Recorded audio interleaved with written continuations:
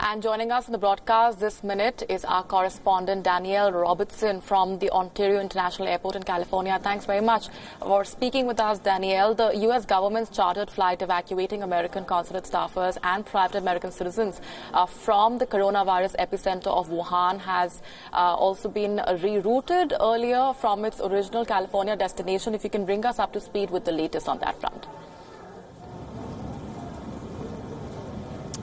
Yes, that emergency evacuation flight is due to arrive here at this military base outside Los Angeles in about 4 hours' time. Now, it left from Wuhan yesterday, the centre of this deadly disease and where it all began, and it arrived in Alaska in Anchorage about an hour ago. And when the pilot of the plane said over the communications, "Welcome home to the United States," all of the passengers on board the aeroplane erupted in cheers. Now, this is still going to be a long process for around the 200 passengers on board this plane.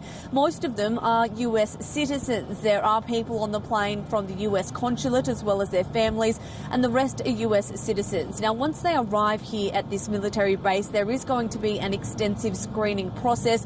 The Centre for Disease Control are going to screen them and test them for things like flu-like symptoms like cold, fever, shortness of breath and pneumonia. Now, we are expecting people to be quarantined here between 3 days and 2 weeks, depending on the severity of the symptoms that are received from the passengers on this plane. But it is on the way here right now in a bid to try and contain that disease from spreading across the United States even further.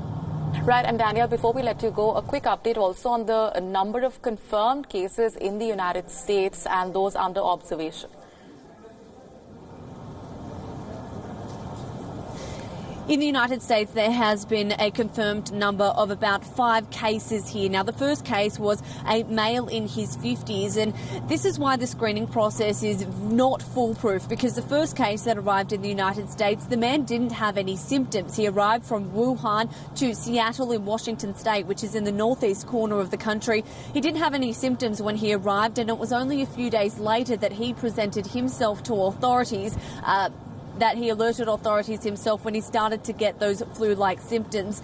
That is why this quarantine process is so vital in the next 2 weeks for the passengers that are going to arrive here, because the symptoms can occur later on. 5 confirmed cases across the United States, but authorities here are doing their best to contain it from spreading any further. Some of the things that they are trying to do, the White House has said that they may be banning all flights from the United States to China. They haven't confirmed they are going to do that, but they are looking into that option.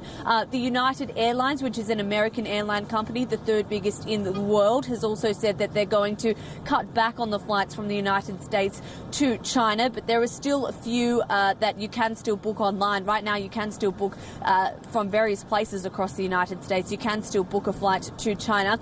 They have raised the alert level. The State Department here has raised the alert level in Wuhan to 4, meaning that you should suspend all travel in Wuhan, and they have upped screenings across the country.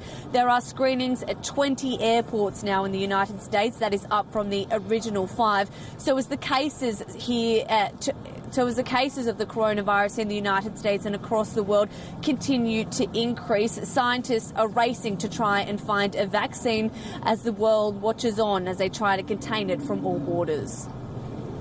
Absolutely, that is the utmost priority at this point. We're going to leave it there for the moment, Daniel. Appreciate very much for joining us with all of those inputs and perspectives. Moving on for now.